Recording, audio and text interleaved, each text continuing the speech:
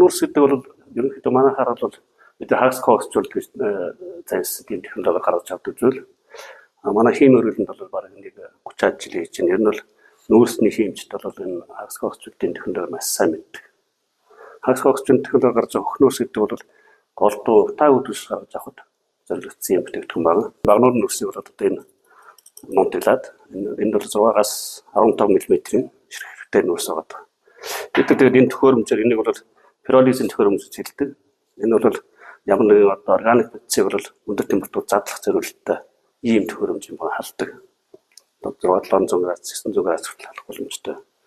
Гаргаж авсан хагас кокс бол энэ. Хагас кокс бол одоо энэ багнуурын нүүрсээс ямар ялгаатай болж байгаа гэдэг нь бол дэгдэмхийн хувьд бол экспорс. Тэгээд багнуурын нүүрс бол нэг 40% орчим дэгдэм хийтэй шүү дээ. Тэгэхээр энэ дэгдэмхийн хувьд нь бол 10% болоо буурч байгаа. Тэгэхээр энэ бол одоо утаа үдвэсэнд бол хамгийн тохиромжтой ийм төвхөд болж явж байгаа. За хамгийн гол нь одоо бидний хэрэглэж байгаа сайжруулсан одоо шахмар төвс бол нэг дутагдaltaй тал байна. Юу гэхээр энэ нүүрс бол ямар ч дулааны боловсролтод ороогүй.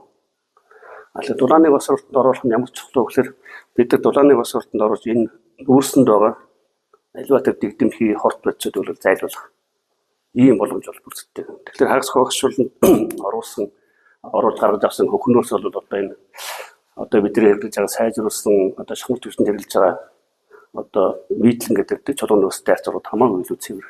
Эрдэнэс үйлдвэрлэлийн технологийн парк